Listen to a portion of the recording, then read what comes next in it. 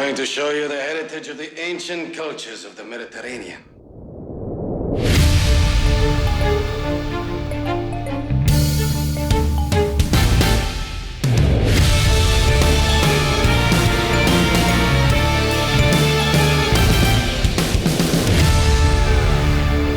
Hello and welcome to another episode of Kill James Bond. I am Alice Caldwell-Kelly. I am joined, as always, by my friends Abigail Thorne and Devon. Hello. Hello.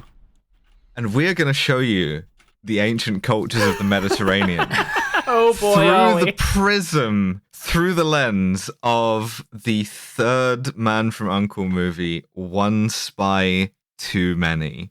All of these movies have the same name. At this point, I'm fully uncle-pilled. I'm completely on board. This shit is Yes, fantastic. I told you it was good. Although I will say that this one is disappointingly sensible.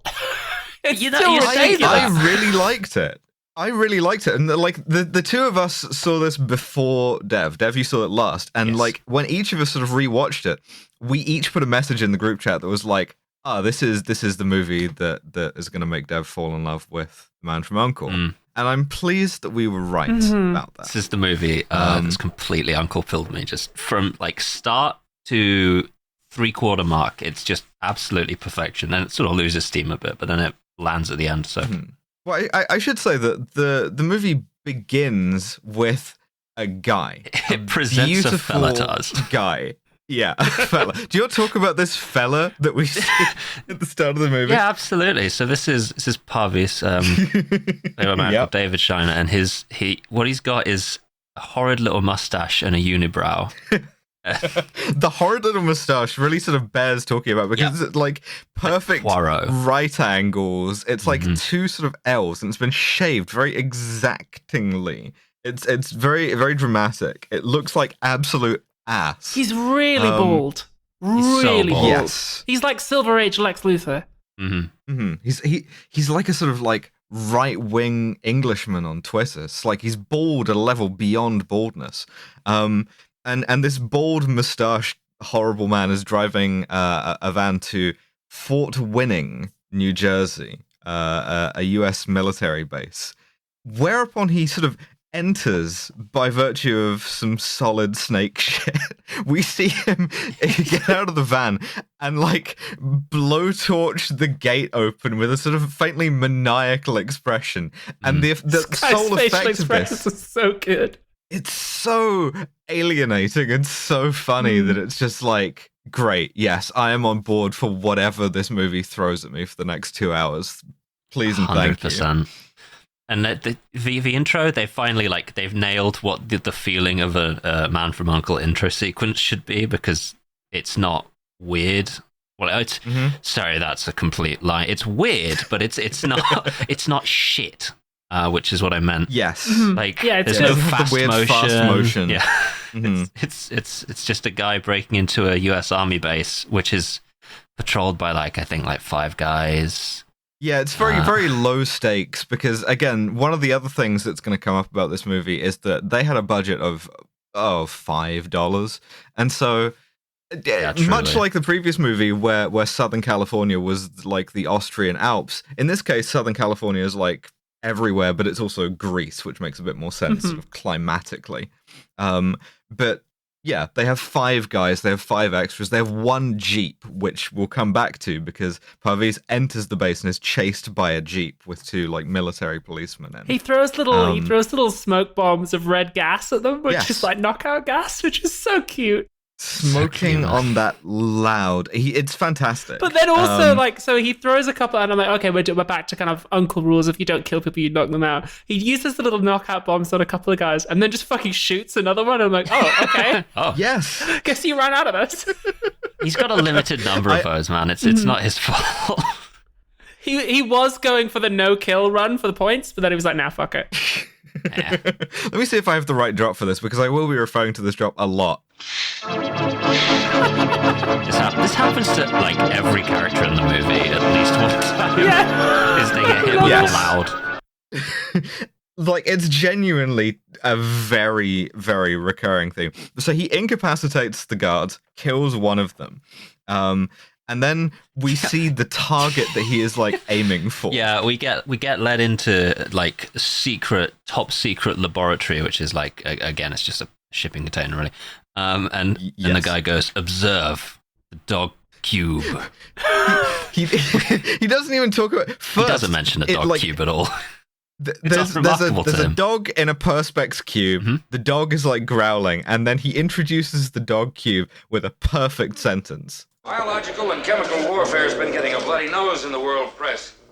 Well, I think we're going to change all that. I wrote that down verbatim in my notes. It's just like first line this guy has is biological chemical warfare gets a pretty bad rap. It's so good. Yes. It's so good. Well, but like at this point, we realize something about the Man from U.N.C.L.E. films, which is that they love a secret gas. They love to have a secret weapon gas. They love that gas. Because it's really easy to represent on screen. You just get a smoke machine or some fucking dry ice and you're like, hey, go, secret weapon. So the US Army has developed what they call will gas, which you introduce it to an enemy and your enemy loses their desire to win. It like feminizes them and makes them soy. It's the gay bomb. It's aerosolized estrogen. And they gas this dog with the will gas, and it becomes like docile and calm. And they're like, we're gonna use this. It makes a dog like docile and obedient. And unfortunately, this then sort of in a Captain Tripp style situation leaked into the general population, and that's why there's puppy girls now. Yeah, that's true. They need to invent a gas to make someone lose the will to podcast. Literally, if you have any of that, write in, listeners. Let us know. Kind of a lot of different gases will do that to you, I think. But so I guess technically, yeah. Yeah, that is. I suppose you're not wrong. It's a long list. But so he's explaining this to a selection of guys, like right? Three it's like businessmen. Yeah, like check out our dog gas, which is something that the US Army 100% does. Invites three like business guys to be like, check out our dog cube. Just like I love to work for the US Army and invite like three guys in suits around to be like, we've invented a new gas. Check this shit out. You've got like Norman Osborn, the Chinese guy from The Dark Knight. It's like assorted kind of corporate villains just here. Yeah. Norman Osborn's like, I love gas. and so Parviz shows up at the gate of the biological warfare center. The sentry walks up to him and he just shoves him over. Yeah, this is really good. This guy goes down so easy. This guy's got a condition, right, where if you just bump him very slightly on the head, he's out. Why did they let him be the sentry at the biological warfare center? He gets shoved once and is just instantly incapacitated. There's an uncle chop, which the time from start to first uncle chop in this movie, a mere 5 minutes 23 seconds. It wasn't even an uncle guy doing it. Like somehow they've got their strategies, they've got their tactics. Yep. He like opens the gate, disables the alarm, and then the back of the van that he's driving opens, and it emits some more forced feminization gas. This is a different gas. This is the third kind of gas that we've seen. The first was the red knockout gas, then was the will gas. Now he's got a third kind of gas. We are is like 5 minutes in. I think it's just tear gas. And a third gas. And then we find out that he has both of these gases prepared in order to steal a third gas. He came with two gases in order to get another gas. This is a very gas-based heist, I gotta be honest. This whole thing is one of the guys who's being shown the dog cube sort of makes his excuses and steals a bunch of the dog pacification gas, like by like siphoning it off into gas canisters in his briefcase. And then he does this, and then by the time he leaves, the guy driving the van at the start, which is like baby blue, by the way, it's very sweet. Mm-hmm. Yes, just like he's nowhere to be seen, and this guy comes out, and the army guy like bundles this fellow into a car, and is just like, please don't tell the papers that we fucked up. Like, as he's being driven away, he's just please consider the dog cube classified information. Like, please don't tell anyone about this. The businessman who steals the gas and then gets away with the driver of the van is our villain for the film. Who is played by none other than Rip Torn, who was so young I didn't recognize him. One of the greatest names of all time. I'd love to see, I think so. Pretty certain. Isn't he cancelled? Not going to check this. Is he cancelled? Almost certainly. I mean, he was working in the 60s, but like, he does well in this movie. I think he's cancelled not in the 60s way that you might expect. Right. I think he's cancelled because he kept pistol whipping people. I think he genuinely used to threaten his co-stars with a knife. Oh, that's not good. Strange man. It's all right. He's dead. In this, he's so young. Is he dead? Okay. Yeah, he's been cancelled by time. Mm-hmm. Okay. In this film, he's young and he looks exactly like Hugo Weaving. He really does, yeah. Yeah. It's like uncanny. But he opens gas number 4, which is carbon dioxide in solution, aka champagne, because he's like, aha, we've completed our crime, and I somehow will vaguely take over the world with this. Champagne after the mission, like an absolute Don. I mean, I thought it was nonce vibes when Bond does it, but like when this guy, Mr. Cool. Alexander, pulls it off, it is pretty good. At least he waits till after the mission has succeeded. Bond would be drunk on the mission, which is not good. And we get like what this fella's thing is, because his name is Mr. Alexander, and he manages to, within the first like couple of lines of his shove this in a is the reference guy to I'm getting Alexander all the of Great. his letters from. Yeah. We also see that he's left a calling card in the gas lab, which is a kind of stone tablet that's got the number 8 carved into it. Yeah. I don't really know Uncle why. is on the case. We go to our sort of file photo shot of New York, looking like absolute shit. Every time they do this like establishing shot of New York, I'm like, oh my god. Every time they do an establishing shot of any city, it's always a still photo, which isn't really noticeable until much later in the film, where they cut to Washington, D.C., and there's like none of the cars in the street are fucking moving. Don't worry about It's just a still photograph. Famous DC traffic. And entering the movie in this huge boat of a convertible, once again, Napoleon Solo and Ilya Kuryakin. Cars in this The film boys. are sick. The dudes. Yeah, the boys. The boys arrive. Yeah, rolling up in a fucking Edsel. They all. So we also see that the sign outside is a flower shop, but inside it is still the tailor. It's just, for pressing flowers. You know, like you take your flowers in, you press them in the big press. Yeah, that'd be fucking efficient. I'll say that. Only sells pressed flowers. But so they go in as usual, get their security Doritos as usual. They've changed the shape and the color of the security Dorito in between movies here, which I don't care for.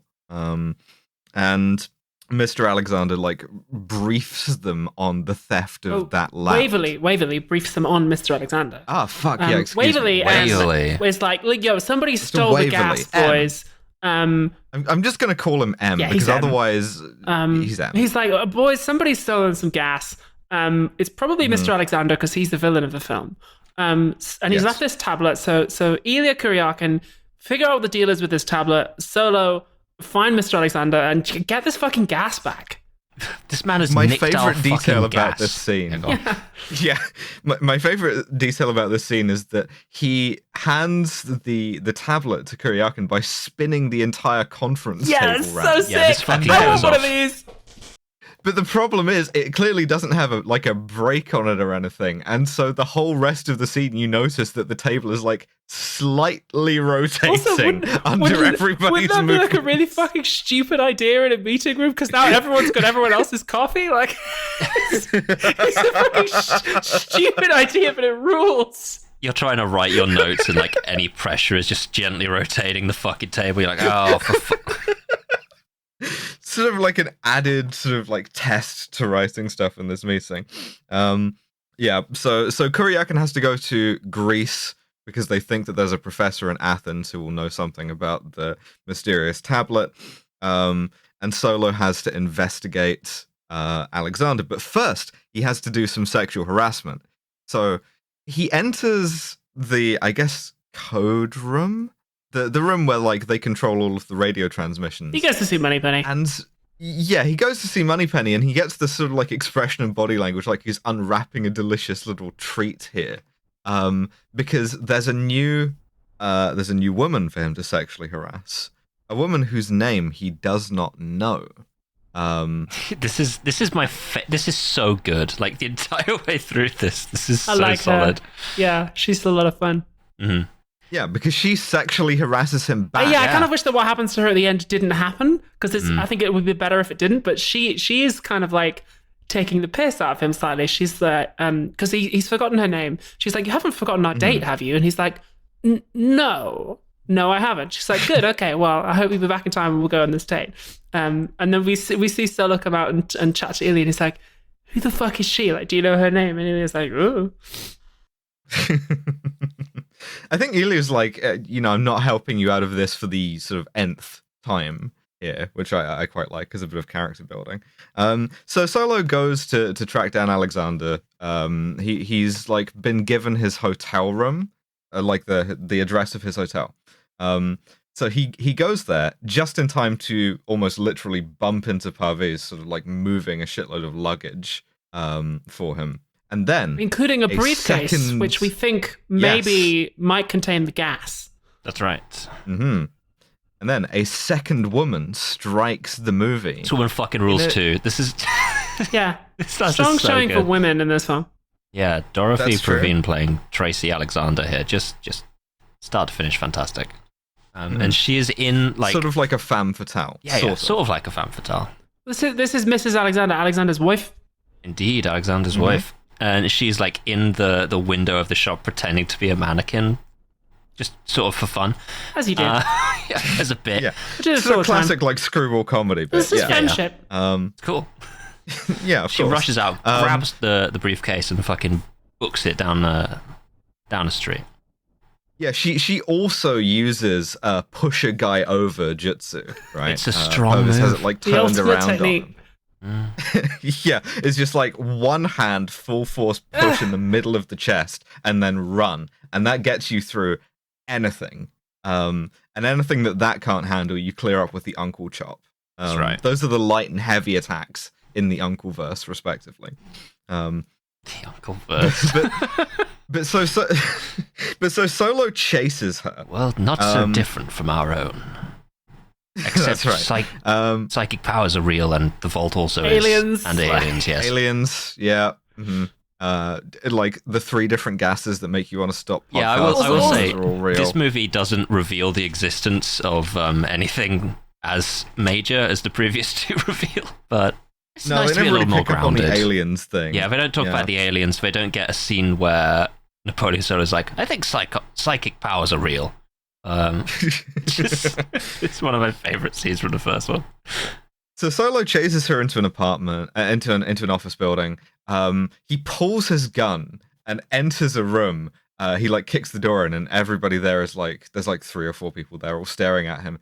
And in the first scene that actually made me like Solo, and this is another problem with this movie that I'm going to get to, he like sort of gingerly walks across and says in an almost tetchy way, I have an appointment, and then kicks the second door this is open. the first film where I've been like, okay, this guy's actually quite charming and funny. Like, he's selling me. The first movie, he was just a normal dude. Like, Robert Vaughn was checked out, but now I'm like, oh, okay, I see why people liked this.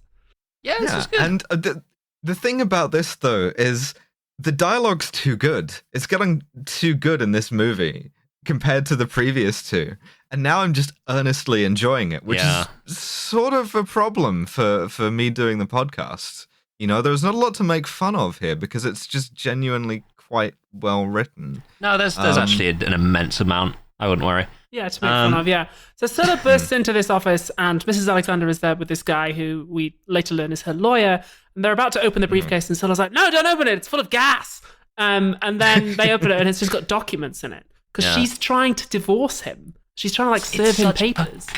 This is a really good setup. It's cute. And also they end up having like they do this in front of Solo, and he just like, you could tell he's so awkward. He's just doing that like standing there with a gun. Because they've assumed that he works for Alexander, just trying to get the briefcase back. Mm-hmm. because Alexander has taken her inheritance, her $1 million, which in another great line, she gets asked later, does the $1 million really mean that much to you? And she says, well, when it's the only $1 million you have, which I like really a lot. good that too. So he has to, reveal that he works for a secret international organization. Immediately wins the Brian Cox Memorial Award in Intelligence, and Tracy doesn't know who Uncle are. And she's like, "Oh, it's my favorite charity. I'm all tapped out." Why does he spell it like this? UNCLE. I mean, it gave me a really clear drop of L, which will come in handy. Mr. Bond. Also, he's just desperately trying to obfuscate that it's called Uncle. Yeah, because then the lawyer immediately says, "Oh, the secret organization." Yeah, the secret organization, apart from 2 lawyers who all know about it. Yeah, so God, what happens? So Solo's like, okay, where's Alexander going? Well, he's leaving the country now. Do you know where he's going? You're his wife. Where's he going? And she's like, I don't really know. He's probably going to Greece. But also, can I come with you if you're going to track him down? And Solo's like, no. The other thing about this is the way that Robert Vaughn is holding because he's still holding the gun, but he's gotten bored now. He's not in fight mode. He's in conversation mode. And so he starts holding the gun loosely, which I would describe as being sort of by 3 fingers, one of which is in the trigger guard, pointed at his own face. Yeah, it's incredibly fucked. He sort of muzzle sweeps everyone in the room, including himself. At different times in that conversation. He holds it he's never held a gun and he's not quite sure what it does. It's sort of like he's holding it like a champagne flute that you don't really you have a plate in the other hand and you're not quite sure what to do with it. It's really precarious and I really enjoy that. But so no, he goes, no, it's too dangerous. You can't come to Greece with us. Meanwhile, well, he leaves the building and we see that Tracy follows him and in a taxi. Also, outside, there is a protest going on in the street. Yeah, there is. There's a picket. There's just an unremarked upon part of the sceneries of 60s New York is just 5 guys wandering around in a circle with big signs that say unfair. And I'm like, yeah, it's quite nothing nice. Else, no other details. Yeah, all the signs just say unfair. Just unfair in full caps, yeah. It's great, yeah. I think you should organize your next picket like this. No details, no union affiliation, just you and 4 friends with placards saying unfair, and you just walk up and down. Next year at Trans Pride, just come with a we'll know it's you. If you want to signal to us, just come with a sign that just says unfair. Unfair. Yeah. The thing is, just inadvertently forming a block here. This is something I realized the other day, is that I was on a train back from a thing, and I was with a bunch of trans people, and then one trans girl just said to the other, "Now listen here, 007," and started doing a cue thing. I just want to say, listeners, I fucking love that we have made James Bond a trans in-joke. That's so good. Yeah, us and Daniel Craig in the sort of most recent Stone Butch Blues sort of photos. Yeah. Yeah, but when was the last time you saw a picket in a movie that wasn't about labor? Exactly. Fucking never. It just being an unremarked upon part of the background is the weirdly progressive aspects of the uncle shit is hitting again. So then we go to Athens and we get this great scene between Kuryakin and this professor, which I really love, the archaeologist. Yeah, Kuryakin and Professor Warren Zevon, I don't remember his name, who is sort of setting up being sinister. And there's a couple of ways we know that he's sinister. And one of them is that he says, the universities forced me out because of my social theories. Which I feel like that as a drop is going to have some long life ahead of it. Yeah, so I took this scene as him having identified that Kuryakin is Russian, which at the time would have meant Soviet, of course. I took this as the professor saying, I'm a Marxist, and that's why I got kicked out. Hey, you're Russian. Do you want to talk about Marxism? And then he has this great line, because Ely doesn't really learn anything. He gives him the tablet and he's like, cool, I'll look into it. And as he's leaving, this professor tries to engage him in conversation about Marxism again by saying, what do you think of the human condition? And Ely replies, I'm in favor of it, and leaves. Again, great dialogue. It's really good. It's good comedy writing in there. Yeah. So Solo, meanwhile, is on the plane and he's on the plane. He calls New York to be like, hey, I'm on the plane. I'm going to Greece. Tracy's on the plane too. She's following me. And he still doesn't know the name of the girl that he's speaking to. And then she's like, you haven't forgotten about our other date, have you? That we were going to like drive to the mountains. And he's like, she is toying with him so badly. Also, she is fully like topless at this point because she's just been under a heat lamp, sort of like getting a tan. Yeah, they keep doing this at the uncle office. It's just like tanning on the inside of like while they're at work. While manning the switchboard. 1960s woman dysphoria once again strikes me. She's hot as fuck. Her eyeliner's like... Yeah. Mm-hmm. So Solo gets off the plane, and I'm expecting immediately the guy gets followed through the airport scene that OSS 77 does every time. But the movie goes in a slightly different direction with it. Solo leaves. We see Tracy trying to catch up to him, and then she has to like hide in case he's seen her.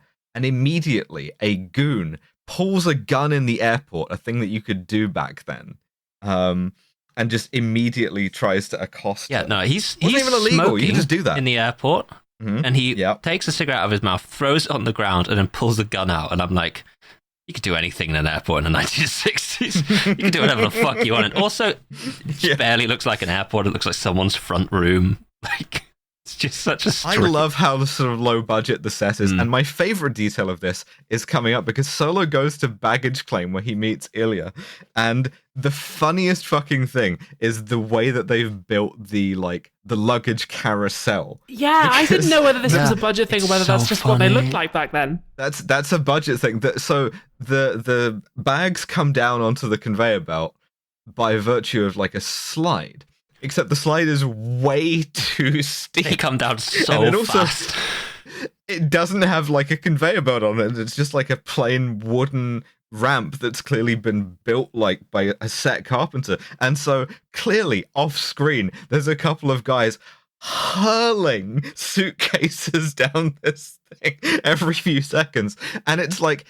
They don't even really try to conceal it, like in the mixing or anything. So Solo meets Kuryakin, and their dialogue is just occasionally interrupted by one of these suitcases coming in at a stratospheric velocity and just making like a shwoomp noise. Just getting it's fired out of the plane. Fuck. Once again, I'm saying in this country, the baggage handlers are on strike. In Greece, the baggage handlers strike. That's right. Once again. So while they're dodging suitcases, Tracy escapes from her pursuers, who now include Parviz, into the most studio backlot-looking studio backlot. Yeah, this is very funny. Where she, like, hides on a forklift full of luggage and gets unceremoniously deposited down the big... forklifted. Uh-huh. Yeah, forklift. She gets forklift. And then thrown down the sort of near vertical slide. Yeah, and in a really like fun comedic aspect, she doesn't like try to get off the luggage carousel at all. Like Parvis is just so there and is like, that one's probably mine, and just like pulls her off of it. Yeah, she says this piece of baggage belongs to me, which is like, oh. So it's like one misogyny point by itself. And then they take her to meet Mr. Alexander. Who's just like, I'm weird, but I forgive you. And she's like, can I get a divorce and get my money back? And he's like, yes, you can. But what I want you to do is... one condition, though. I'm hosting a party tonight. There's this like prince and princess who are going to come. The princess is fucking mad for my dick. And I need you to be the hostess and like to play the role of my wife. Otherwise, the prince is going to be like super jealous. Yeah, keep her jealous husband off of me. She's like, I would like my £1 million back and to be divorced from you. And the entire time he's talking like a fucking insane person. He's just like, always like, you will do this for me though. I have a one condition, more of a favor. The whole time goes, like, let's call it a condition.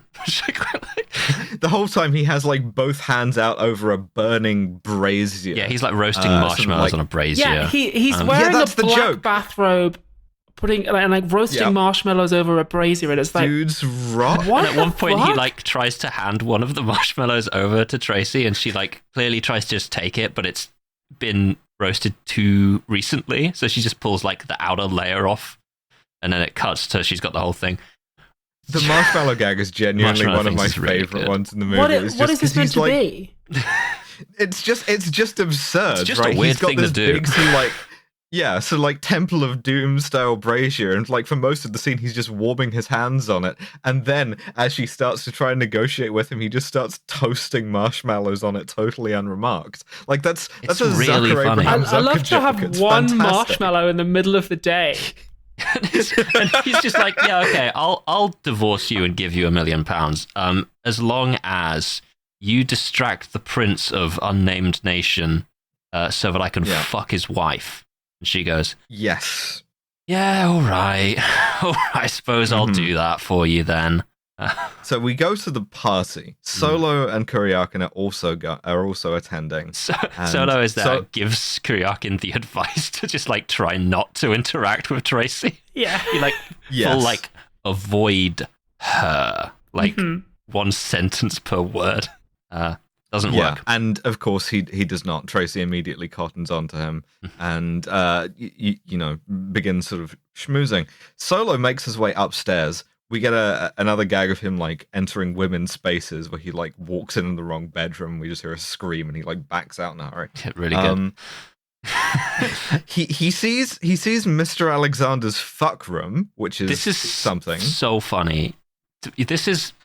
I think this is what's what like selling me on it. Normal Ibis. He goes into this room and there's a massive, great, like, 4-poster bed. It's got a big embroidered 7 on the headboard. Unremarked one. Don't even worry about that. It's normal. And it's just like a list of things, and like Solo's just looking at this like 4-button readout, and he goes music, and he presses one button, and it just starts like the sort of like 70s fuck music from the Queen's Ransom. It's just like lights. Presses the second one, and like the lights dim. Yeah, it's got like colored lights. Yeah. The third one is like rain, because I imagine it's because the sound of rain on the window makes you feel cozier in bed. He presses that, and it just kind of sounds like someone's turned a hose on nearby. And then the fourth one, because someone has. The fourth one is like aphrodisiac mist, and he looks at it for a second. And he's just like, I think I'll take his word on that one. And I'm just like, gas is good. It's more gas. Yeah, this guy loves gases. Another gas. This man has had 4 gases at least involved in his plan. And so, no one has loved gases this much since Robert fucking Boyle. I can't imagine being a fan of a state of matter, but this man is like an earnest fan of gases. The villain in the next film is really into solids. Most villains are. He runs straight into Parviz, and then he immediately pretends to be drunk. This is great. I love this. And more than that, pretends to be drunk and gay. Yeah, I also. And so he gets him to like walk him downstairs, and then he says what is either the gayest, most flirtatious thing you could put in a movie in the 60s, or also a thing Donald Trump would say without thinking. Namely, call me. You're good looking. Yeah, I like you. It's really good. Robert Vaughn's drunk acting is like really funny. He's really good. He's a good-looking guy. Like, call me. It's just so good. It's cute. And then a second after letting him go, Parviz is like, wait a second, I know this cunt from New York. Yeah. Oh, also, he's stolen my gun. Like. So in order to get away from this, Solo is forced into a contrived game of human chess. Yeah, because Mr. Alexander wants to flex his huge brain muscle. So he's like, he makes his guests dress up as chess pieces, and he's like, who will challenge me in this game of like life-size human chess? And of course, he's the princess that he wants to fuck. He's like, will you be the queen? And she's like, yes, I will. In regards to that last, like Meek Mill texting, you know. In regards to that last, Donna Nicole as the princess. Hello.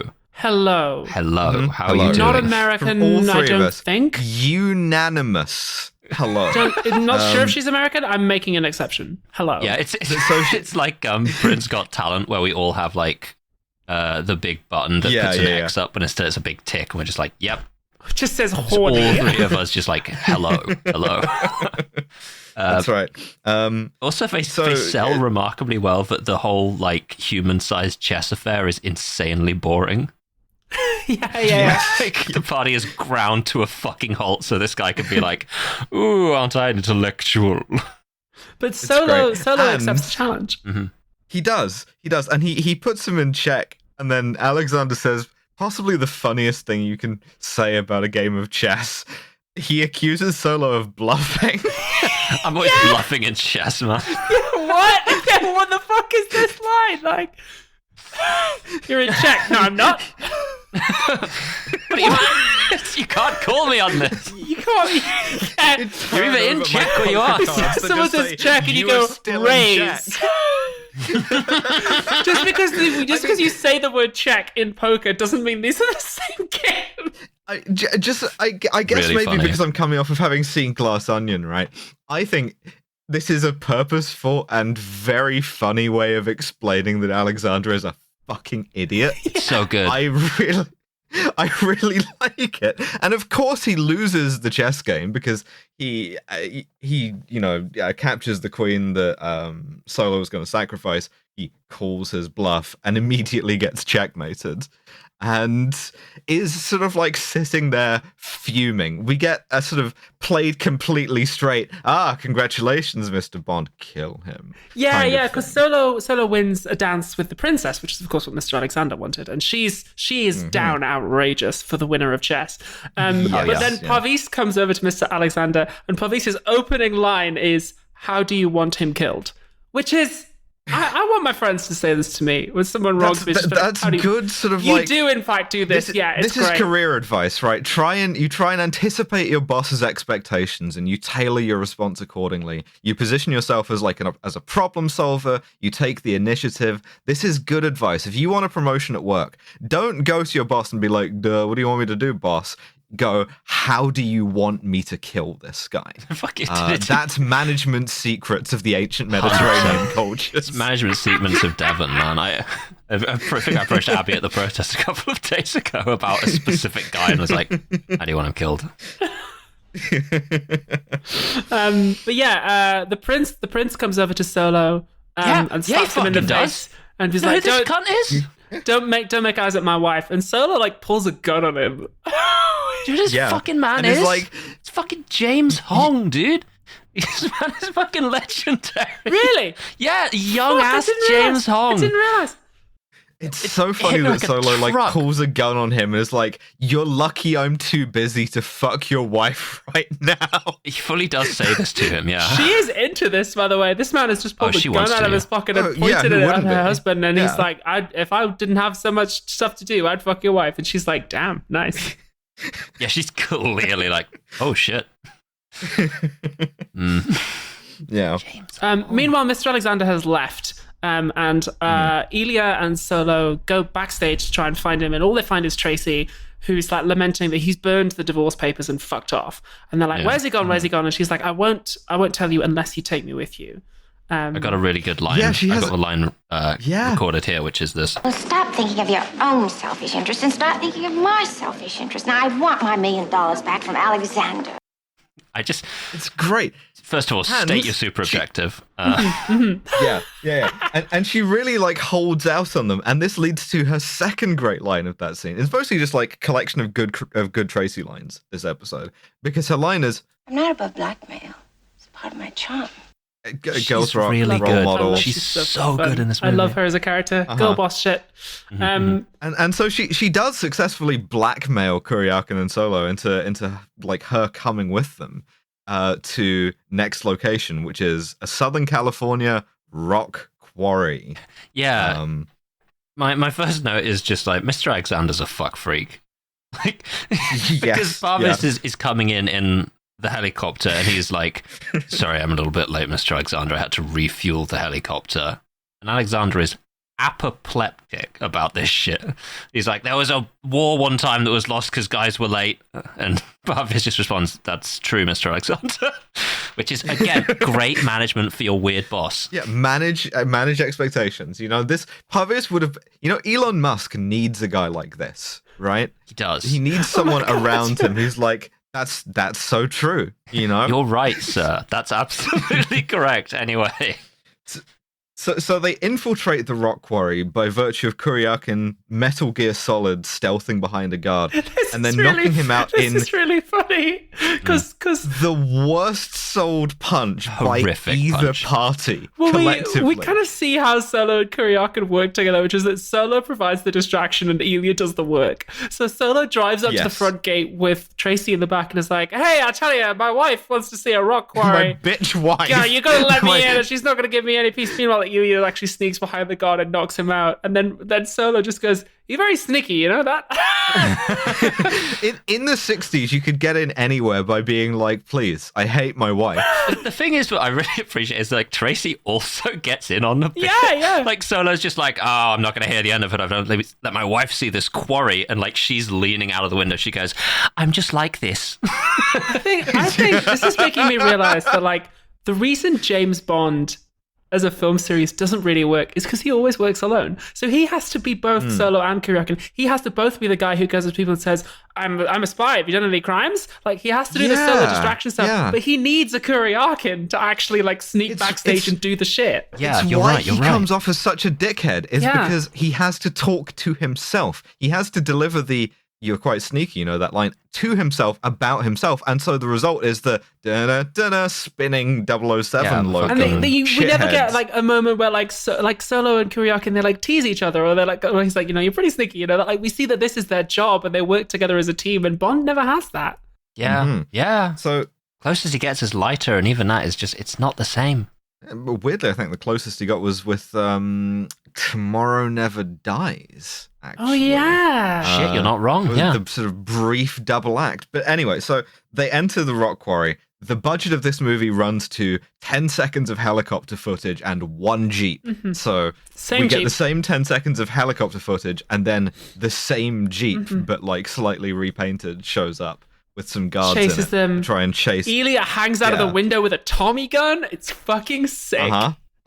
It's It you is. know, the gun technique in this entire scene is fucking incredible to behold. It's marvelous It's what it is. because eventually, after a while, they like get bored of driving away, and Kuryakin essentially goes to Solo, "Hey, you want to do some cool shit right now?" And Solo parks the car. But Kuryakin's They line get- literally, he just like looks over at someone and is like, "Should we make a stand?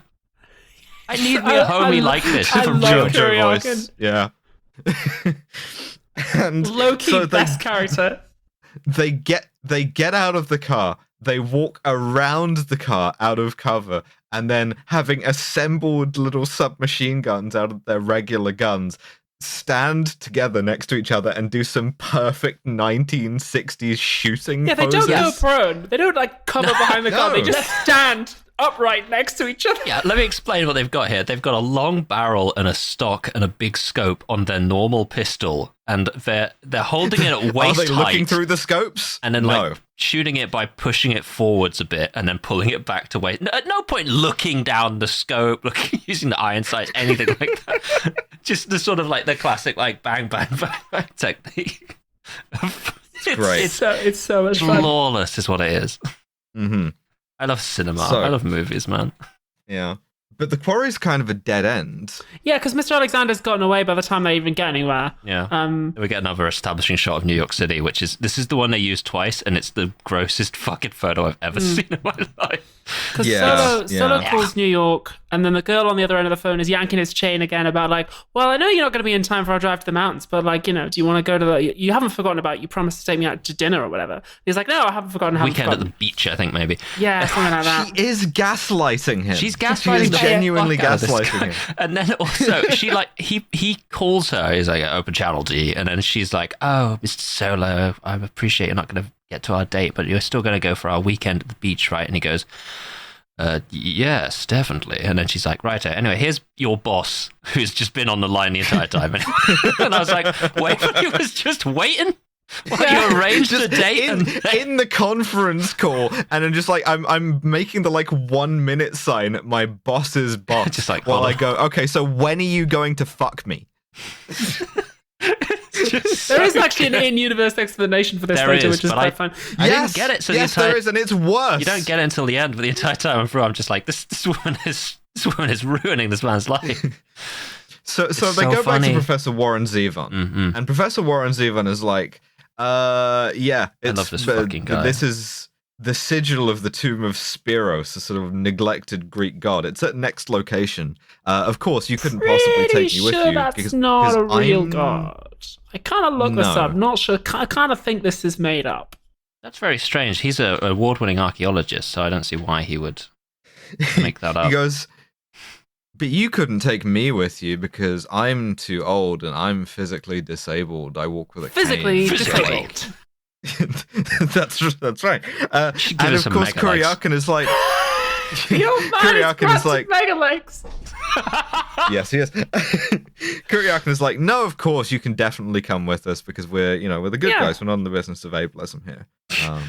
The movie is, but we're not. Even field expedient ableism, which to be honest is justified.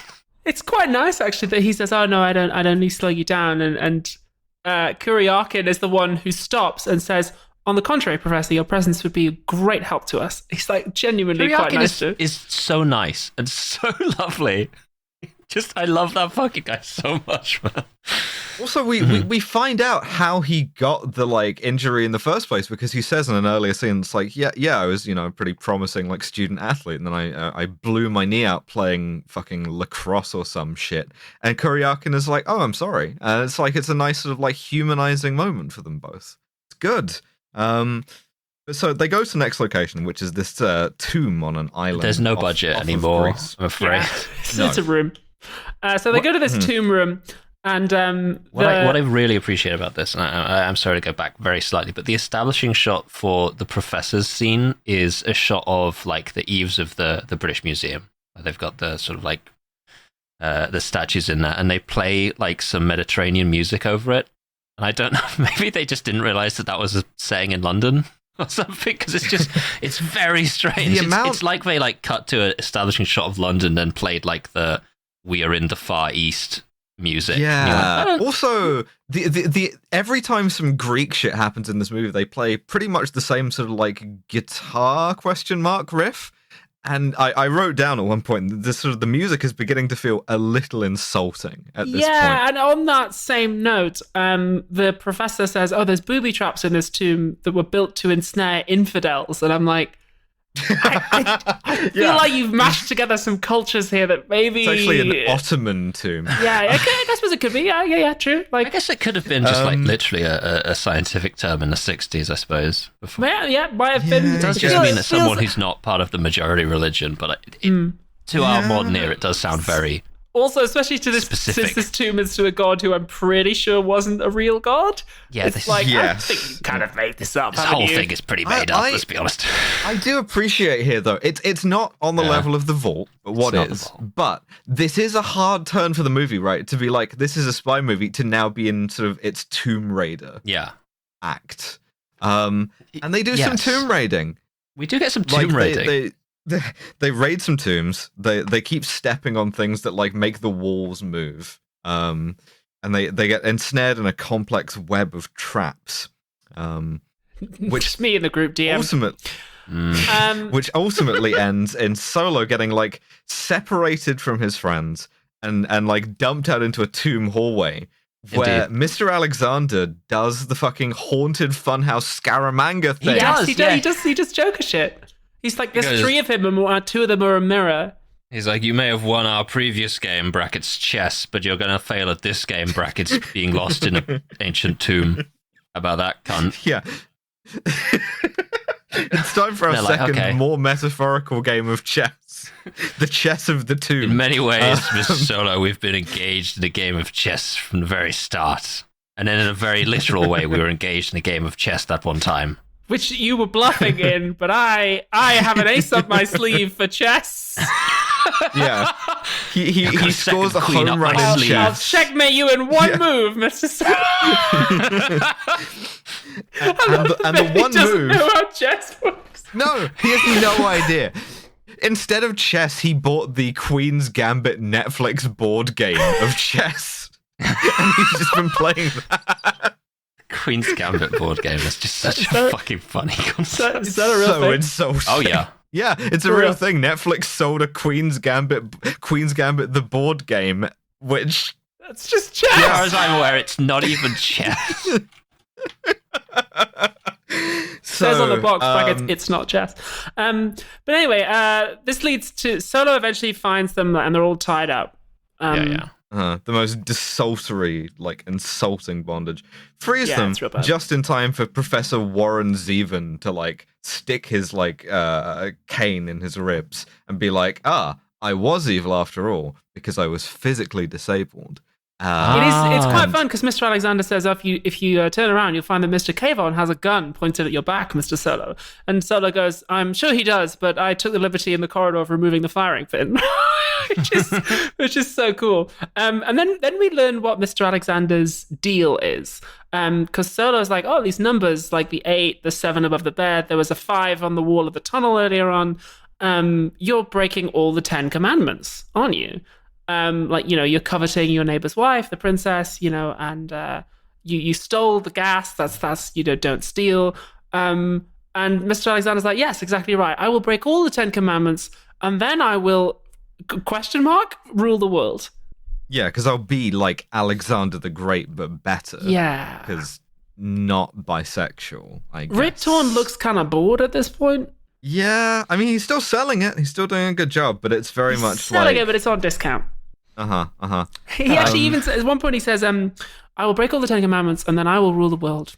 It's going to be a fascinating experience. I gotta be honest with you, I'm looking at the 10 commandments here. I reckon I could whip through half of these in a solid afternoon. I mean, one of them is don't take the name of the Lord in vain.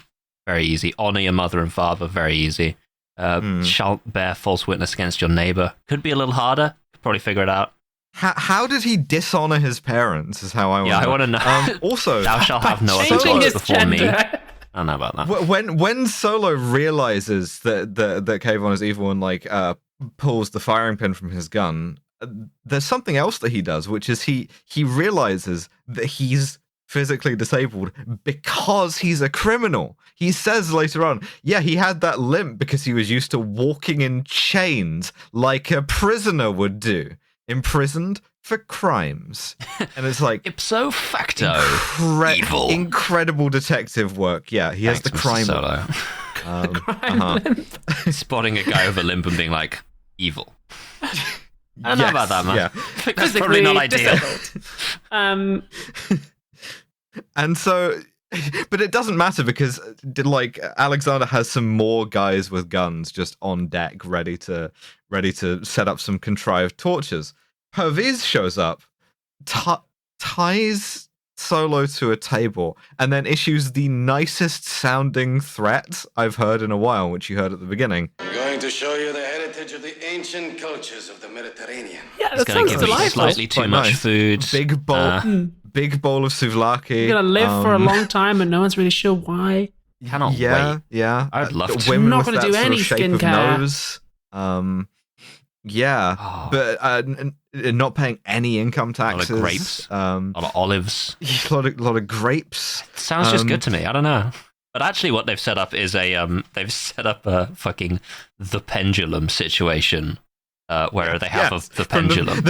Pointing at the screen like, yo, that's the pendulum from the Pit and the Pendulum. And it's the Pit from the Pit and the Pendulum too. I was going to do that in a second. The Pit from the Pit and the Pendulum. It's all right. Also, they have the Pit. Edgar Allan Poe is suing the man from U.N.C.L.E. Edgar Allan Poe pointing at the screen like, fuck's sake. It took my whole shit. And Perviz sort of sets up this big swinging razor blade that's going to bisect Solo, and he gets a fun little Gillette ad joke in there where he's like, this one lasts me 25 to 30% longer than the next leading brand. Yeah, that's really and it just really there's not good. a laugh track or anything. There isn't even a shot of Solo's face reacting to it. It just lives there. It's just a funny line. Also, at this point, Solo is doing that thing that you identified in the previous film, Alice, which is he starts every line with, well, I tell you. I tell you. Which I'm guessing isn't in the script because he does it 2 or 3 times in a row, and I think that's just Robert Vaughn going, what's my line? What's my line? That's my line. Yeah, going sort of Bob Hope mode. Well, I tell you. Meanwhile, Ilya and Tracy have been tied together over a pit. What's the nature of that pit, you may ask? Bottomless, of course, Mr. Solo. Of course. Just because I wanted having a pit and it having a bottom. Weak shit. You'd be embarrassed. Insulting. No. No, you die of starvation as you're still falling. Like, that's, yeah. The experience of falling down this pit is boring, actively. Yeah, also it's very, very narrow, so I feel like you could probably brace yourself. The thing about a bottomless pit is you've got infinite time to brace yourself against the side and climb out. In fact, actually, if although then it gets quite existential, because stuck their legs out, they could probably just land on the rim. It doesn't matter. Well, they're sort of like suspended from a rope over it. They could just like swing themselves to the side. They could do really anything. Yeah, good point. Yeah, if they tried at all, I feel like if they'd attempted anything other than just kind of just sat there tied up, I feel like when the bottomless pit opens, you get exactly one like perfunctory scream out of Tracy. She goes like, she's like, oh no. And then just like doesn't make any further noises. It's more like startled than anything else. Having set these traps in motion, like the candles burning through the rope for Elia and the razor's going to cut Solo in half. Having set all this in motion, Parvis and his boys just fucking leave. They just bounce. Yep. They're not going to sit around and wait for this to take effect. They've got a lot of Mediterranean shit to be enjoying. They're doing. I just remember the Tracy line from this scene that I need to fucking bring up because it's so important to have a friend who'll back you up. You know, it's so important to have someone who, when the villain goes, relatively simple piece of detective work. No, it isn't. He's doing very well. And you know what? Thanks, Tracy. Yeah, it's really cute, actually. Yeah, thank you, Tracy. She's just hyping him up. It's like, anyone could have put that together. And she's like, no. It's actually very my complicated. Boy is doing amazing. Yeah, he did a lot of work on this. Just perfect. Sorry, carry on. So with one bound, Jack is free. Like, Solo just like instantly gets out of it. He sticks saves his legs up and stops the pendulum. And I feel later on, Mr. Alexander's like, "How did you get out of that tomb?" And it's like really easily. He's like really with remarkable ease. He like grabs the rope at the last second. And Elia and Tracy are left sort of like halfway into the bottomless pit. And Solo is just sort of like doing his arsenal of like rope-based bits. Yeah, he's got a them captive while audience. They're hanging. Yeah, it's like, literally, yeah. It's like a hanging in there scene cut. Yeah, well, we didn't see it, but he did like 2 or 3 more. He's just like, sorry, I was late. I was a little tied up there. Like. Then we cut to another fucking location. This Mr. Alexander has an immense amount of locations, and this one is a health food ranch where he's got these 2 fucking Colonel Gaddafi looking ass guys that he's showing his 2 horses. Like, he's on looking at a Goldfinger field with 2 horses in it. Yeah. Yes. And they go, is everything in line for the murder? And he responds, yes. But he responds yes after a fucking shot change to a different location. So he just like didn't say anything for like 20 minutes until they all sat down and went, yes, it's all ready. And he does this again mid-sentence. They teleport to the fucking stud farm near a tree, and you're like, that's what Alexander the Great would do. Would be like not answer you for 20 minutes, get in the next location, and then be like, by the time they've forgotten what the question was, he's just like sat down and it's like, yes. He's meditating on this deeply. But his plan is that these guys from unnamed country are going to do, they're generals, they're going to do a coup after Mr. Alexander breaks Commandment 6 by assassinating their president. And he's also going to give them the will gas. Oh, the gas. Yeah, we forgot about that. Yeah, don't worry. The movie did as well, yeah. Doesn't come back up again. And he's also like, I'm going to like use their country for reasons in order to like to take over Asia when they do the coup, whatever. At this point, we like Mr. Kayvon, the guy with the criminal limp, is like, I'm your old teacher, and Mr. Alexander's like, yes, you are. The Aristotle to my Alexander. Oh, I get it now. Okay. He's Greek. He's also trying to like sideline Kayvon. He's trying to like send him to a retirement community. Inexplicably, this is also mixed with him looking for his fucking car keys. I don't know why. Mr. Alexander truly just be doing shit. Yeah, 100%. Like that's the villain of this movie, is a guy who's just doing things. To be fair, like if you were about to explain your evil plan, but you couldn't find your car keys, you'd be looking for your car keys while you were explaining your evil plan. It's like Blofeld never did this, right? Like, there was not a scene where the author of All My Pain was like, hang on, sorry, I had them when I left the fucking house. Fucking phone? Retracing my steps. I feel like Rip Torn was like, I need some business in this scene, and like my character needs to be doing something, and then the people from Uncle just gave him the weirdest shit. So like, yeah, okay, in this scene, your business is you can't find your keys. What's my your business is, all right, these marshmallows, you're going to toast them. Yeah, cool, great. You're really mad at the helicopter's not here on time. Just imagining fucking any Bond What's your villain motivation? losing Incomprehensible. like fucking in the scene where like he meets Stromberg for the first time and he's just there like mid-sentence going like, hang on, I'll show you it in a minute. I put it down somewhere. You never fucking see Blofeld, like the Doom Fortress door slides up and Blofeld's like, I can't remember why I came in here. He walks it through the door and it's like, you know what? I just plumb forgot why I came in this room. And he turns away and walks back out. Yeah. You Only Live Twice, Blofeld threatening Sean Connery and being like, hold on a second, 1 second. The fucking little monorail that we have around the base, that's like 5 minutes off schedule, and it's making me look like an absolute cunt right now. I gotta be honest, Donald Pleasant Blofeld would 100% be upset about the monorail being losing his keys, yeah. Fuck, how am I gonna lock the base when we leave tonight? And meanwhile, he's got a second guy saying, I need to find my keys 2 times into a microphone. Honestly, Mr. Alexander's plan is so incomprehensible that his super objective might well be find keys. This whole thing is just in service of like a basic task. So he hands these generals off the will gas. Meanwhile, Uncle are like, okay, we got to run this shit down. What Greek shit do we have in DC? And they come back with, there's a Greek health spa called the Grecian urn. Go investigate that. See if there's anyone looking for his keys in there. Yeah. Meanwhile, Mr. Alexander does Chad shit because he shags the princess. Oh, yeah. Yeah. Oh, this huge is Chad. Dick energy. This is Chad, sorry. Huge I'm always dick. doing this. He's fucking her, and then the door goes, and she goes, "That's probably your husband, right?" And she's like, "Yeah." And she's like, "Yeah, he's pretty punctual, isn't he?" Goes out there, sort of visibly like zipping his dick back up into place. Not only that, he's tying his tie, and it's not a fucking tie; it's a bow tie. This man is tying a bow tie, an impossible task to do, while telling the Prince of a Nation about how he's just slammed his wife. And he's like, I just fucked your wife. And the guy's like, oh, I'm going to kill you. And he says, no, you're not going to, because you're bitch made. Luckily for you, I won't tell anyone that you like are too much of a coward to like defend the honor of your own wife. But what I am going to do is hang up a framed picture of the number 6. It's the number 7, yeah. 7. Because the 7th commandment is, of course, thou shalt fuck James Hong's wife. Thou shalt not fuck James Hong's wife. But he's like, well, no, the thing is, so there's going to be a coup in your nation.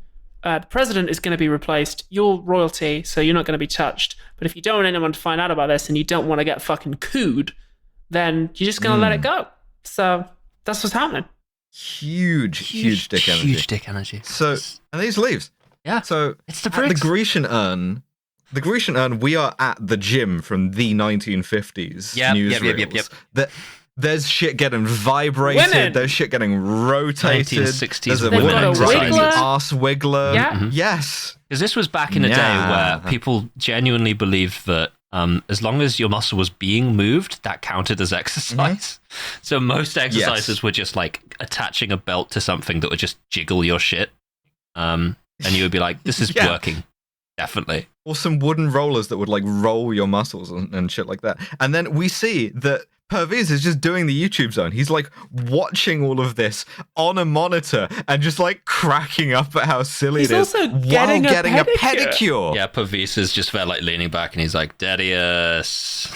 I have 2 on subs, thank you.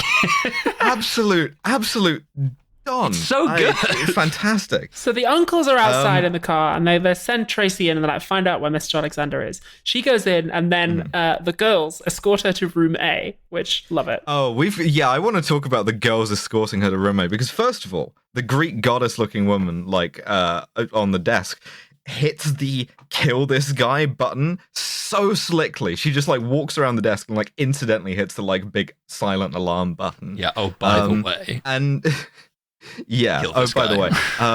Yes. And so Tracy's like, oh, well, I'll just be leaving. And two women like grab her by each arm and take her to room A. And she's like, well, I guess I'll just be in room A then. And it's like, that's me as fuck. They give her a forced Fantastic. Beauty treatment, which like, Again, like this is all gay I've ever shit wanted to me. Same, big same. Maybe we can organize this. So Purvis arrives and she's like, "Hey, she's pretending. She says, I'm gonna sell Uncle out. Take me to Mr. Alexander, and I will tell him what Uncle know." What's really funny is that Purvis is the only other guy in the movie aside from Solo who calls it UNCLE. Yeah, it's quite fun. Yeah.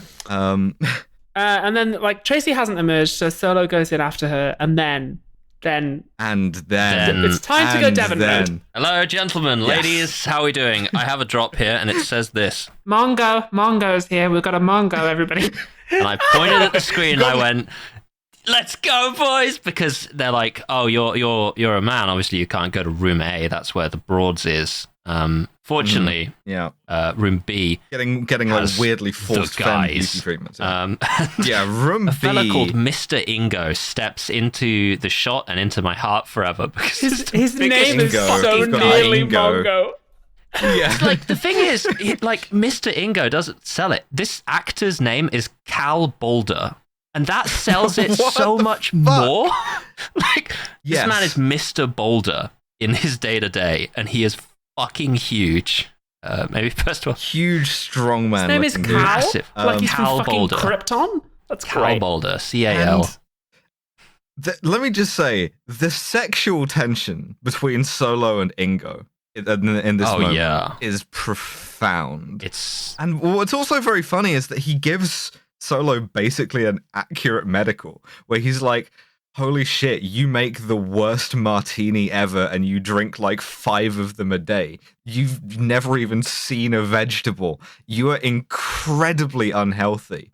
We're gonna get you on some health foods, brother. Also, I think we've kind of glossed over what Ingo's appearance. Ingo is like bald, shaved head, very jacked. He's like a head taller than Solo. This guy looks like Nappa. Like he's huge. Yeah. He is fucking massive. And he walks into the film and his opening line is just, "I am Ingo!" It's fucking great. They're like, Ingo will take care of you. And he's like, And then he look over and Ingo steps in and goes, "I'm Ingo." And it's like, picks him Aston up. answered, baby. Yeah, he's moving Solo around the room, but like he's not like leading him places. He's physically picking him up and taking him to the various stations of the room.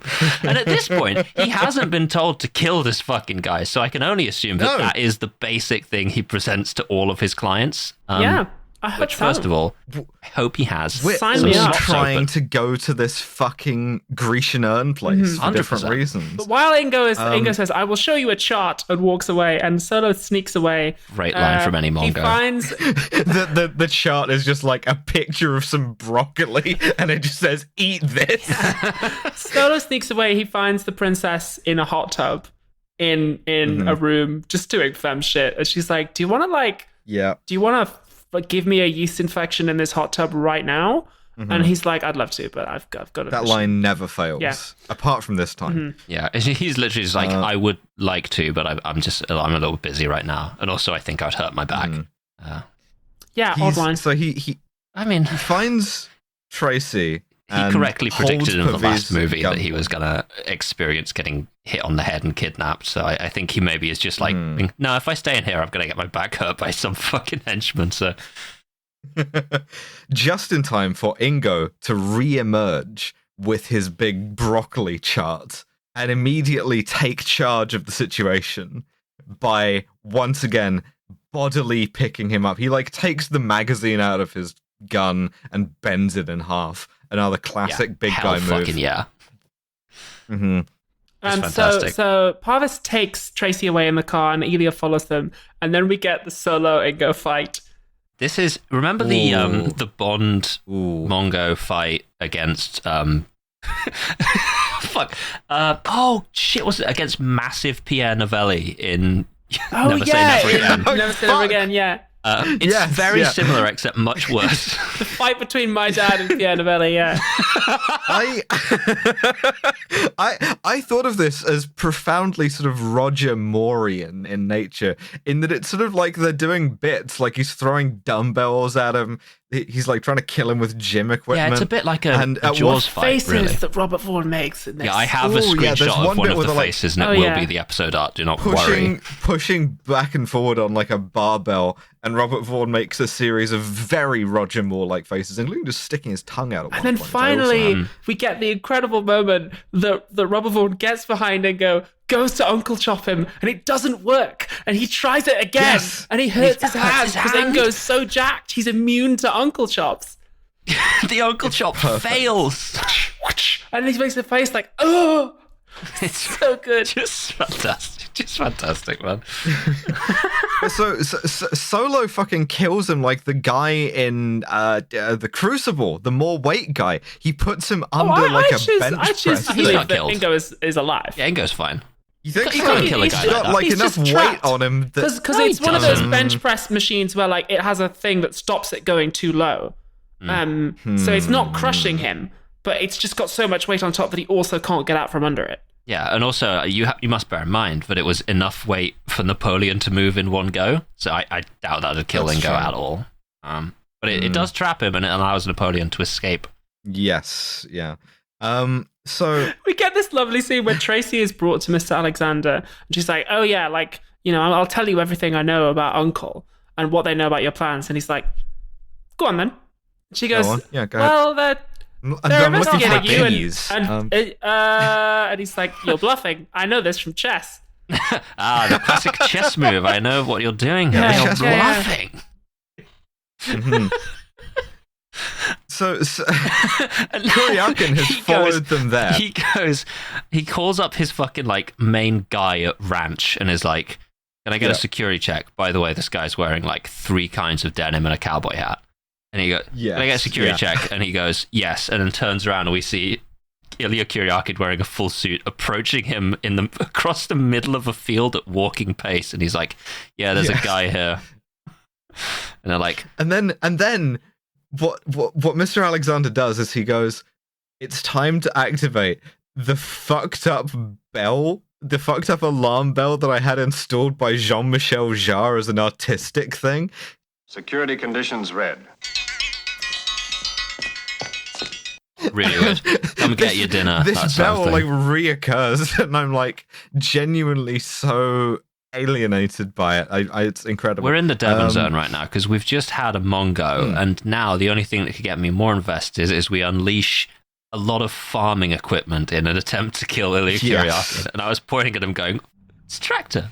This scene is really good for making us like Ilya Kuryakin more than Solo, because over the course of being chased by dudes riding farm equipment, Ilya is like kind of humiliated. He like falls in a ditch and it's like, poor David McCallum, like this must have been a pain in the ass to film. I wrote down David McCallum wasn't getting paid enough for this, whatever it was. He like fights a guy in double denim on top of a tractor, like nearly getting plowed in the process, and then defeats him only for a reverse shot of 3 more tractors, each armed with a different deadly farming implement. As you can imagine, I was cheering like no one's business.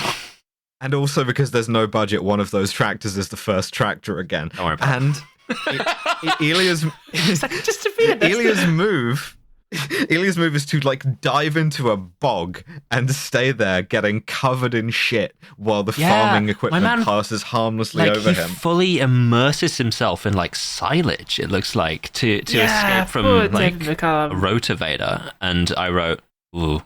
And he does get successfully captured and is brought in front of Alexander, and he's just like covered in mud. Just covered in silage. In Mr. Alexander's house, which presumably he objects to, but like with like light-coloured carpets, his shoulders are so slumped as well. He's just about like, I fucked it, lads. Yeah, like he's so sad. He's survived the encounter, but he's like sad about it. He's like, I'm gonna be killed now, and they're not gonna give me a shower before they kill me. And Alexander presents his wife with an ultimatum. He's like, could you go upstairs for me? And we get a quite long exchange. I will say this, but I have got the whole thing here, which is this. And if I go with you, will you promise not to have him killed? Oh, yes, I'm sure you wouldn't want me to do that. Oh, that's very thoughtful of you. And if I don't go, you will kill him? Yes, don't leave yourself out. Oh, well, in that case, I can't think of when I've had a more tempting offer. Incredible stuff. She's talking like this the entire movie. It's so charming. Yeah, it's an interesting, I think, period feature of scripting is that nowadays the fewer words, like every single line in a TV script has to be like as few words as possible. Same for film as well. I don't know what this is. I just watched as a the contrast to theatre. As a contrast to theatre, where you can have like long lines, and in particular, like you can really notice the difference between films that are written by theatre writers and also by actors and by people who like screenwrite, and they're just trying to get as few words as possible. So it's just I quite like it actually because I am somebody who is quite verbose and also writes quite verbose characters. But I just noticed it as an interesting period feature. Yeah, absolutely. So Alexander hands Kuryakin over to Professor Warren Zevon. And then goes to Pervez and says, "Call my other mustache guy." I need a second mustache. Yeah, I'm fucked. and so Solo gets in a taxi outside the Grecian urn and is immediately perfectly taxi kidnapped by second mustache guy. Yes. They hit him with the knockout gas. Yeah, they smoke. They let him stew in it for a second though, before they hit him with the knockout gas. That's longer than I remember. Yeah. Before they hit him with the knockout gas, they he gets in the back of the car and like tries to tell the driver where to go. The driver is already driving at this point, and you get like the long, slow realization from Solo that he has been kidnapped. He like knocks on the window a few times and he tries the car handles and he's like, "Wait a," and then they gas him. Like, it's just so fucking good that they let him figure it out first. Yeah, the comic timing gas. So Kuryakin is getting tortured, I guess. Yes, yeah, Professor Kavon, like, they have thankfully allowed him to shower. Kuryakin is now clean and he is tied up in his underwear. Like David McCallum, looking great shape, actually. Pretty good, yeah. Yeah, good. Quite sexy. And he's tied up, and Mr. Kavon wants to mummify him because he's in a cult. This is an attempt from Mr. Kavon to get a Kaufman star, despite being disqualified from it from being in multiple scenes. Sorry, no, the Kaufman star, if there is one to be awarded, has to go to the Will Gas. I think, maybe just for Dog Cube in general. Yeah. He has a great line though, where he says he explains the sort of his cult background, and Kuryakin goes, "Well, I thought that they all died out." And he goes, "Well, you know how it is with cults," which I really like. That he knows he's in a cult, which is an interesting one because most people these days don't realize they're in a cult. Yeah, you're not supposed to know that it's a cult.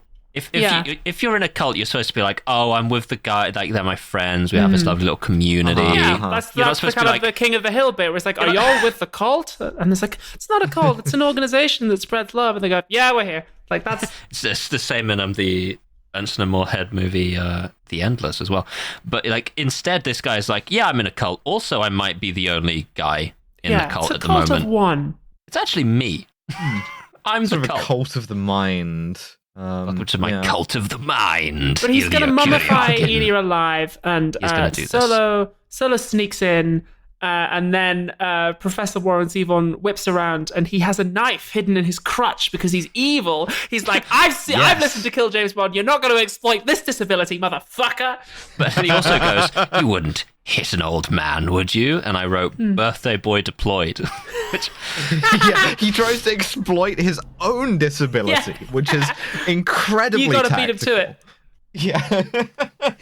Yeah. But he does not win. He gets kicked into a tub. Yeah, Ilya just falls on him tactically and like knocks him into the tub. I swear to God, I have a drop. Give me a second. Mr. Solo, you've got to be kicked into a tub. I think it's this one. And here's birthday boy himself. Yes! Oh, that was such a Hail Mary. Okay, thank Christ. Here's birthday boy himself. So Love it. So he rescues Kuryakin just in time for Alexander to realize that Solo is there and he's been played and the taxi kidnap has not gone off. Oh, I also forgot the way in which Solo gets out of the taxi cab kidnapping is a second mustache guy opens the back of the cab, finds him unconscious back there. Solo wakes up, punches him, and goes, "The trick is not to inhale." Which is... So good. So good. I love it. So then we have to go to... Alexander strikes Tracy to establish that he's evil. And then he drives away very slowly. And Solo and Kuryakin get into the taxi that Solo arrived in, and they drive after them when we go to Washington. Mm-hmm. To go to this embassy. Go to another location. Yeah, where he's going to kill the president of unspecified country. Except they've been misdirected. So Alexander and Tracy are able to go there undetected while Perviz leads them into a trap. And we have a gunfight, except the guns all have the silencers that are really silent. And I really like this. Yeah, this is fun, actually, because they use it for comic effect. Yeah, and it's not like Without Remorse where it makes like a pew noise. I mean silent. I mean like they are firing these guns next to people and they don't notice. Yeah, there's like a wedding party coming out. This is genuine like police squad tier shit actually, because the wedding party comes out. Solo shoots and kills Parvis, and then he is like... Sorry, no, actually, Elia kills both of them. Elia kills both of them. Fantastic. So Elia kills them, and Parvis his corpse gets bundled into the fucking like bridal car. Just married, and they drive away, and like they're all there, like the whole crowd are going like, yeah, woo, and then we hear from off screen the massive scream that is, of course, the bride noticing that there's a corpse in the car, and immediately the guy stood next to Solo goes, "I knew it wouldn't last." And I just wrote, it's so like screwball comedy. It's so funny. It's just genuinely police squad tier shit.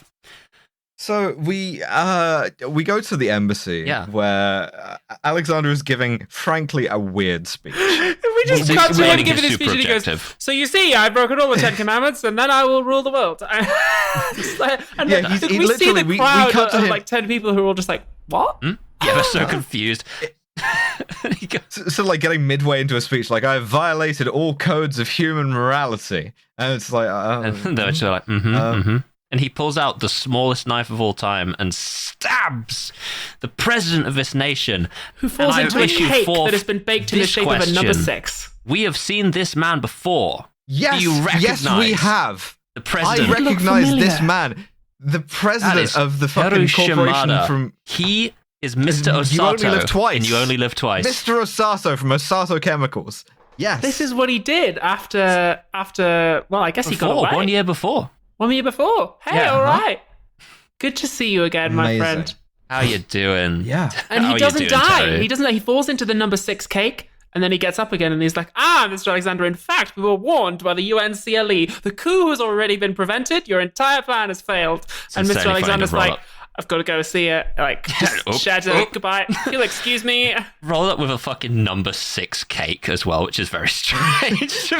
The way that he leaves is that he puts the knife that he was going to use to kill the president, to Tracy's neck, and then, much like Inspector, we cut to the exterior of the building, and a sort of a human-shaped dummy wearing a tuxedo is thrown back first out of that window. Sorry, I think this is a real human being because he jumps out of the window in the shittest possible way, which is like interior shot, Rip Torn just like steps back and kind of sits down through the sugar glass window. Outside, he sort of like sits, falls chaotic. Like, he doesn't dive through the window dramatically. He just kind of like falls out of the window, and part of the window frame falls on him. You can actually see it fall on him, and his leg comes up like, oh, like.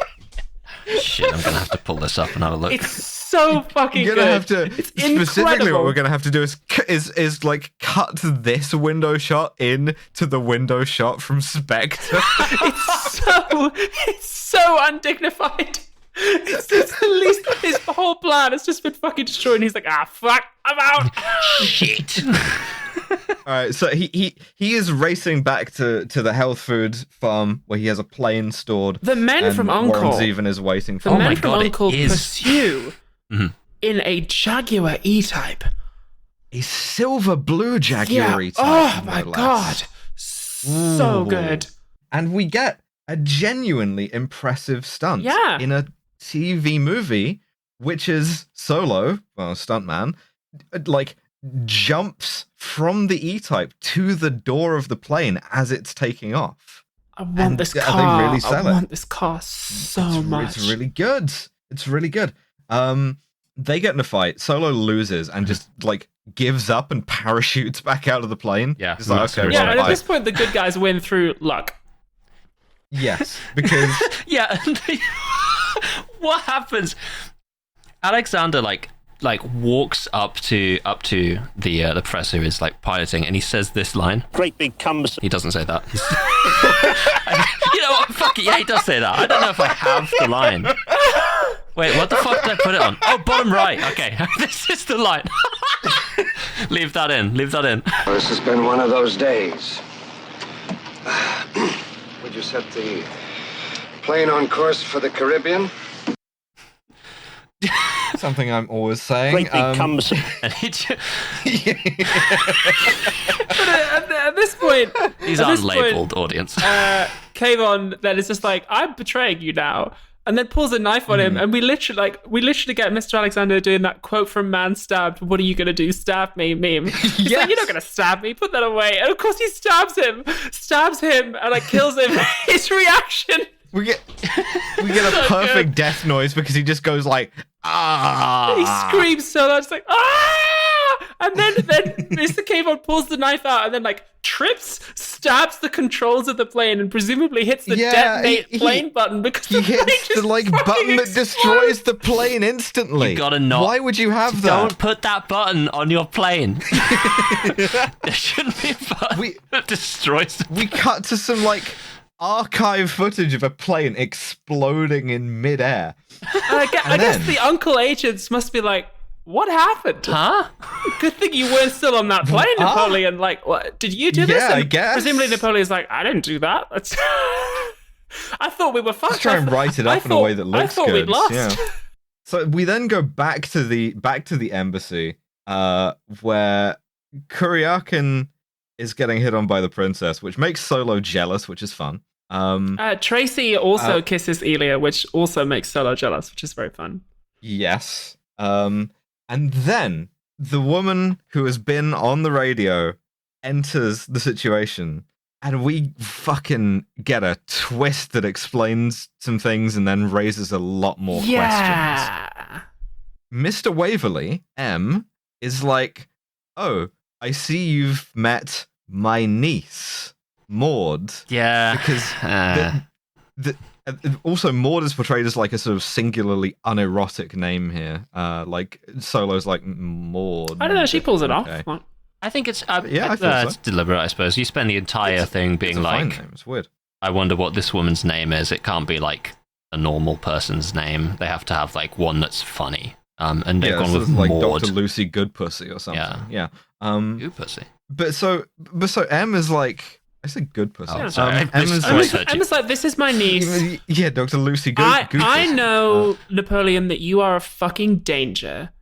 So yes. I told my niece to flirt with you in order to make sure that your kind of fucking dangerous sexual harassment efforts were directed at her, who is expecting them and can control them, rather than like random women on the street and in the organization. Yeah, and Napoleon goes, great point. However, unfortunately, she is now in front of me unprotected, so we're going to go and have sex now.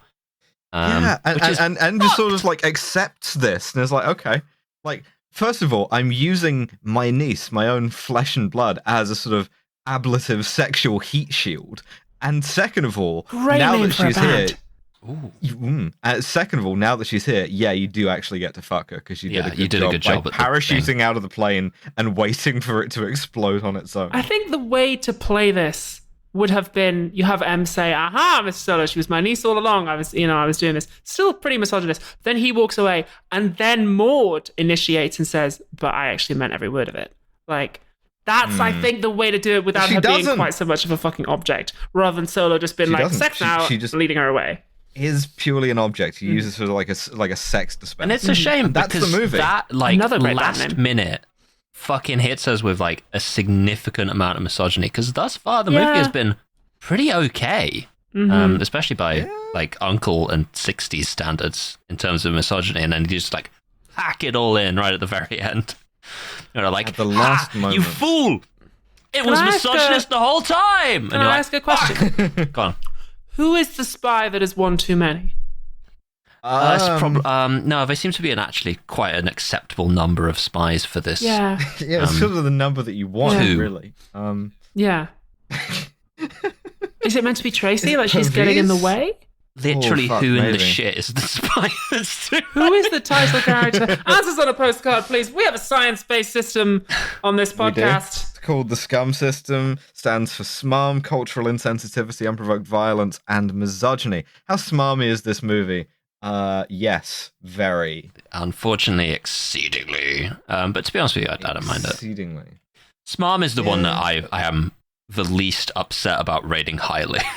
Yeah, because the movie is very misogynist. That's bad.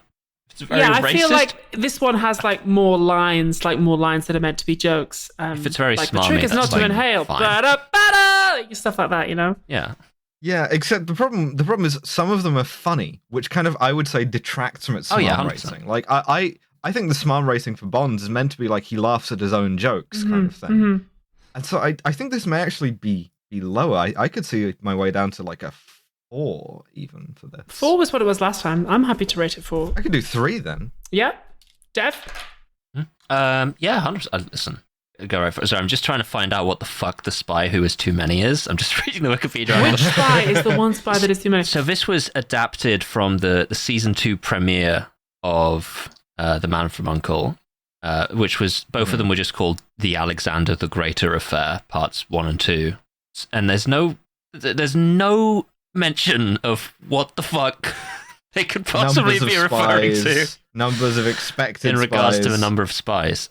So cultural insensitivity. I'm going to show you the heritage of the ancient cultures of the Mediterranean. Which ones? God, I hope it's the Minoan cultures, because those women were just titty out the entire day. Alas, unfortunately, what they mean is so like every other culture in the ancient world, it's like women can't exercise naked, and then Sparta and Minoa are like, out of my way, gay boy, I'm about to get it. 100%. And we approve of that. I feel like this film seems to be under the impression that like Greeks are some kind of like Arab, or like some sort of like way. It really is. Really good pull quote from Abigail Thorne on the poster. This movie appears to be under the impression that Greeks are a kind of Arab. So a weirdly sort of like Turkish revanchist movie. It's like, all of these guys should be wearing fezzes. They should be like in a racial sense. I'm sure there are people who are Greek who are like Arabic. You know what I mean? Yeah. But I feel like it's pretty these people high. should be like under the dominion of the Sublime Porte. Yes. Yeah. So like not quite clear on what's Phoenician and what's Greek. Yeah. 5? Also, the guitar is a bit. I wouldn't go 5. Made up god. Well, maybe 5 I would. Enough. Yeah, I would 5. I don't know if I would go to 5. 4?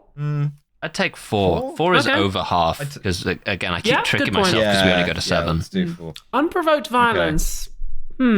Basically none. I mean, basically none. No. Yeah. The Uncle tends to score pretty well on this because it's all pretty provoked. Like Uncle's unprovoked. I mean, the ending of the film, like the film ends because of some unprovoked violence from Mr. K-Phone. It's just like, fuck it, I'm like double crossing you now. Yeah. Not really. It doesn't really portray any of it. Gas a dog. Yes, true. Animal testing. They do animal testing. On the other hand, it is sort of the opposite of violence because it makes the dog non-violent. So that's a fair point. Well, it also takes away the dog's agency, which is a kind of violence. I really respect that, like, the villain of this movie... It does. Violence is the force that takes away agency. No, you're right. I this agree. Is violent it's just a funny sentence 7. to say it takes away the dog's agency. Yes, the film believes that Greeks are a kind of Arab, and the will gas takes away the dog's agency. What? I guess. Sorry, that's really got me. One solitary point for dog gas. Other than that, it doesn't like everyone else. I just respect so immensely that, like, Mr. Alexander, after everything that's happened in this, all of his plotting, he chose to kill this guy. He's done all the things. He's found his keys finally. Like, when all of that is foiled, his response is just like, This has been one of those days. That's such a good mindset. Yeah. It's like, damn, win some, lose some. Anyway. Only change what bothers you on your worst days. Don't continue doing weird plans. From the Caribbean. Yeah, what bothers him his worst days is not knowing where his car keys are. That's right. Misogyny. It's going to be pretty high, I'm afraid. Yeah, I'm afraid. I mean, sex is reward. Women are gaslighting. Women love to, exist only as sexual beings. On the other hand, Tracy isn't. Tracy is really merely good. out for her money, which she inherited. Yeah. But she's a good character, I think. Yeah. She has agency. Yeah. I like Tracy. She does. I mean, obviously, this doesn't pass the Bechdel test, naturally. But, No. I mean, in as much as the Tracy talking to, the receptionist of the clinic and them go to room A counts as passing the Bechdel test. Yeah, go to the, lesbian. Technically does. BDSM Yeah. room. Technically, it does. So, it passes the KJB test. 5, 6. What do we think? The last two Uncle films, we've given it 8. I would say this is a 6. 6, yeah, okay. 6. In They're doing that pretty case- well. And if it ended exactly 5 minutes earlier, it'd probably be a 4. Yeah, or a true. 3 even. But that gives us a total score of 15. It means they're getting better. That's pretty good. Wow. Yeah, that's pretty damn good. Incremental reforms and liberalism. Robert Vaughn wins for the 3rd consecutive time the Brian Cox Memorial Award in intelligence. The Kaufman star goes to the dog cube. Does that destroy the tone of the film, or does that establish the tone of the film? Yeah, you can't destroy the tone too early on, I think. Mm-hmm. The dog cube. Okay. The Kaufman star remains a difficult to attain award. And and the Goodnight / Kuryakin cross. I feel like Kuryakin's just constantly winning the Goodnight cross. Yeah. Sort of being covered in slurry and silage and things of this nature. Kuryakin absolutely wins the Goodnight cross. Yes. Well, this has been One Spy Too Many. Yes. Our next bonus episode is going to be Girls' Night because Dev isn't going to be here for it. That's right. Dev's on dome leave this weekend. I am away. Despite picking the movie. I'm away this weekend, so it's going to be a Girls' Night episode. And after that, the next movie in the Man from U.N.C.L.E. series is one of them. Our spies is missing. I wonder if the next one. I wonder if that's going to have anything to do with the plot of the movie. Maybe not. Of the number of spies that there are. Yeah, we'll see. There might just be no missing spies in that. But regardless, we'll see you in 2 weeks' time. We'll see you in 2 weeks' time. Goodbye. I never got to use this drop, so I'm using it now. You're so nasty. Thank you for listening to yet another episode of Kill James Bond. Next week on the free feed also, because it's the winter of content, it's Girls' Night, because we had some real scheduling conflicts, and there's just literally no chance I'm going to have another spare moment to record an episode. Because there are a number of Christmas holidays coming up, so we have to bank these, and I simply wasn't around on the day we need to do the next one. So it's going to be Abby and Alice on their own. But if you miss Devon, I wouldn't worry about it too much, because I will be back on the free feed in 2 weeks' time for the next Man from U.N.C.L.E. film, which is, of course, one of our spies is missing. One of our spies is missing. You don't have to give us any money during this period at all, but some people do, and I would be remiss in my duties if I didn't give a shout to our £15 and above patrons, and those are Christine Fox, Amanda Comet, Freya Aloysius, Gustavo Lira, Jack Holmes, Paint Macala, Thomas Oberhart, Nick Boris, Yarrick, Nata Mori, Harriet de Kock, Korios, the Commissar formerly known as Jen. Thus far, I've not been informed what the Commissar is currently known as. Probably just the Commissar in general. Library Hitman, Beef Crime, Still maybe my favourite. Benno Rice, Jonathan Gerdes, again don't know how to pronounce that one. Callum Burney, Max Gaimanhart, Jack Drummond, Kit Devine, Kentucky Fried Commie, Jay Martindale, Hell, Lysa Maish, again don't know that one either. Jonathan Siegel, I should check how to pronounce it, but I won't. Tarp O, Big Titty Goth Girl, Mothman, George Rohack, Trip, Harrison Fuller, Charlie Out of the Closet, Alex, a trans robot, Brownan, Violet Cybra, Zoe Shepherd, Turfs Eat Shit and Die Alone, Elizabeth Cox, Danny Potter, The Spy Who Got My Nose. That one's good, thank you. Finn Ross, Quinn Valeri, Alfredo, Big Ol' Boy, Raul Leal, Wolfie, Al Owing, Lucy Keeley, Millie, Josh Simmons, Lauren Bastin, and Robert Greensmith. Thank you so much for your support. Kill James Bond is, of course, Alice, Abigail, and Devon. Our producer is the wonderful Nate Bethay. Our podcast art is by Matty Lubchansky. And our website is by Tom Allen. See ya.